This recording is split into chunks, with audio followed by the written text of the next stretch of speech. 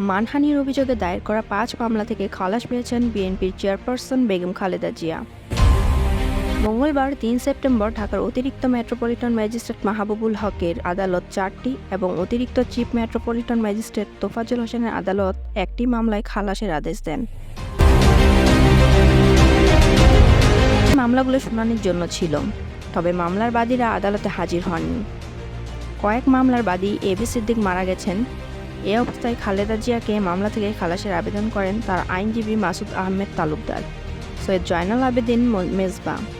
পরে আদালত তাকে মামলাগুলো থেকে খালাসের আদেশ দেন। ঢাকা সাংবাদিক ইউনিয়নের সাবেক যুগ্ম সাধারণ সম্পাদক গাজী জহিরুল ইসলামের 2016 সালের 30 আগস্ট ভুয়া জন্মদিন পালনের অভিযোগে খালেদা জিয়ার বিরুদ্ধে মামলাটি করেন। 2016 সালের 3 নভেম্বর বাংলাদেশের জননেত্রী পরিষদের সভাপতি এবি সিদ্দিকী স্বীকৃত স্বাধীনতা বিরোধী গাড়িতে জাতীয় পতাকা তুলে দিয়ে দেশের মানচিত্র এবং জাতীয় পতাকার মানহানি ঘটানোর অভিযোগে আদালতে একটি মানহানির মামলা দায়ের করেন। এর আগে 6 আগস্ট বেগম খালেদা জিয়াকে মুক্তি দেওয়া হয়।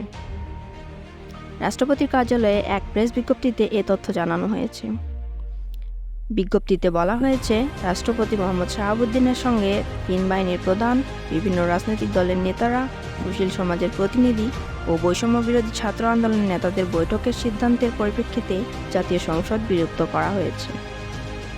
উল্লেখ্য, প্রায় 1.5 মাস হাসপাতালে চিকিৎসাধীন থাকার পর 21 আগস্ট বুধবার বাসায় ফিরেছেন বিএনপির চেয়ারপারসন ও সাবেক প্রধানমন্ত্রী খালেদা জিয়া। বসুন্ধরার এভারকেয়ার হাসপাতাল থেকে ওই দিন রাত 8:30টার দিকে গুলশানের বাসভবন ফিরোজায় পৌঁছান তিনি। এ সময় ফিরোজায় উপস্থিত বিএনপির স্থায়ী কমিটির সদস্য মির্জা আব্বাস, সালাউদ্দিন আহমেদ, মহিলা দলের সভাপতি আফরোজা আব্বাস প্রমুখ নেতৃবৃন্দ খালেদা জিয়াকে স্বাগত জানান। ৭৯ বছর বয়সী খালেদা জিয়া লিভার সিরোসিসের পাশাপাশি ডায়াবেটিস, আর্থ্রাইটিস ছাড়াও হৃদরোগ, ফুসফুস, কিডনি সহ বিভিন্ন জটিল রোগে ভুগছেন।